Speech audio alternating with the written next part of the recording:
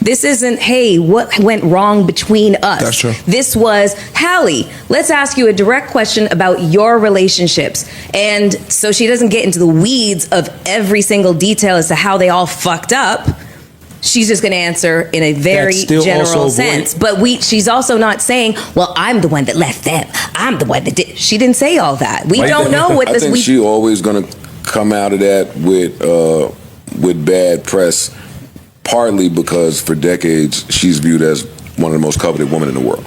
So no matter what happened in the relationship, if you are viewed as one of the most coveted women in the world and can have basically your pick of the litter, coupled with a bunch of short stints, unfortunately it's going to always fall on her. Can I ask, what's the difference between the outlook she gets in the public and the difference from J-Lo? They run a neck and neck. Because they both, well, as far as the marriages part, but I don't think J-Lo gets that. Well, she does. No, yeah, she does. And also, she does. So let's just take one of Halle Berry's relationships. Eric Benet. Mm-hmm. He admitted to being a sex addict during their marriage and cheated on her left, right, and center. So why does the onus fall on her for his behavior? This is just one of her relationships. Mm-hmm. David Justice is rumored to have been physically violent with her.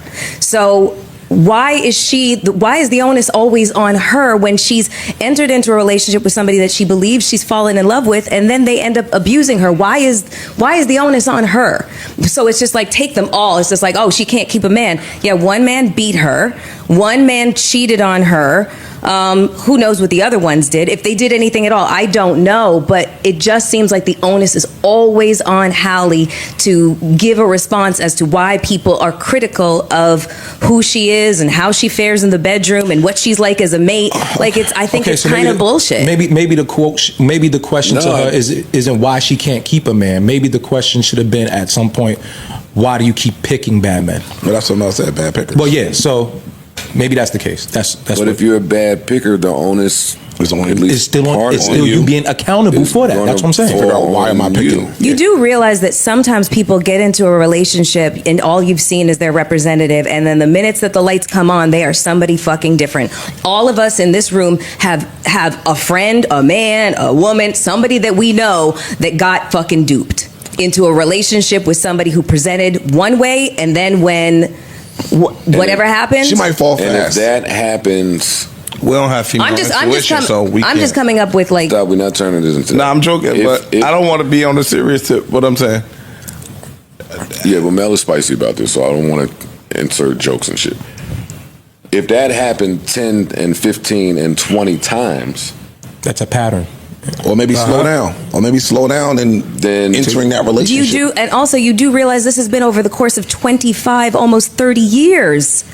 I'm sorry. Listen, Halle, I can't cope with Halle slander. She could do no wrong in my eyes. Okay. So that maybe that's where I'm at with this, because I'm always going to find some level of like understanding where it pertains to her. Kindred sisters.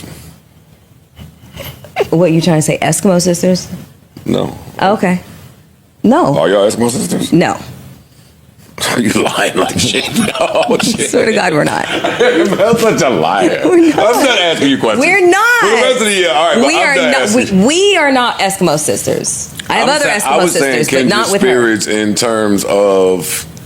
In terms of you being one of the most coveted women in the world and people saying what they say about you.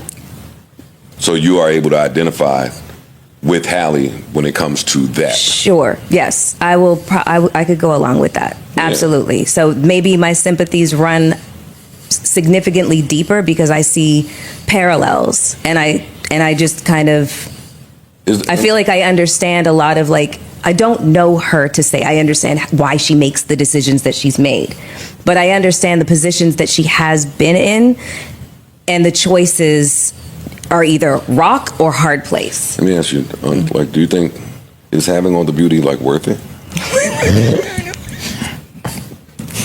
Fuck you, I'm not answering that, you piece of shit. How come I can't ask my co-host? All right, forget it then. Forget it. Anytime Park's on the phone, I just feel I gotta move on. All right, come on. All right, whatever. It's gotta be tough. For real.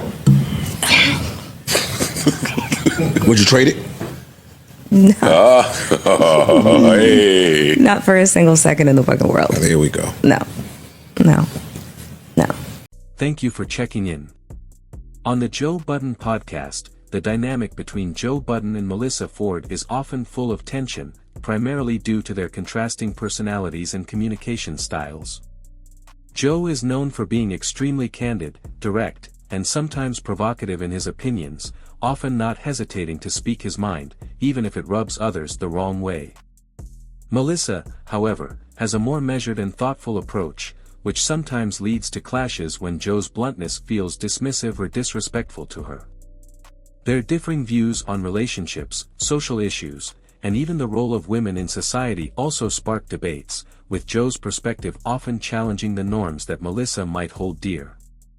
Joe's style can sometimes be confrontational, which doesn't always sit well with Melyssa, who is used to navigating conversations with more diplomacy. When the topics get personal or hit sensitive spots, the friction becomes more apparent, as Melyssa doesn't shy away from defending her stance, and Joe is relentless in challenging her. This push and pull creates an interesting tension that adds layers to the podcast's dynamic, but it's clear that both respect each other's intelligence and perspectives, even when they don't agree.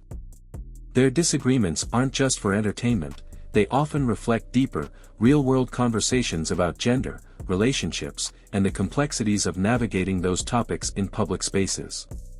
Despite the occasional clash, the back and forth is part of what makes the podcast so engaging. Please consider subscribing, leave a comment and like this video. See you in the next video.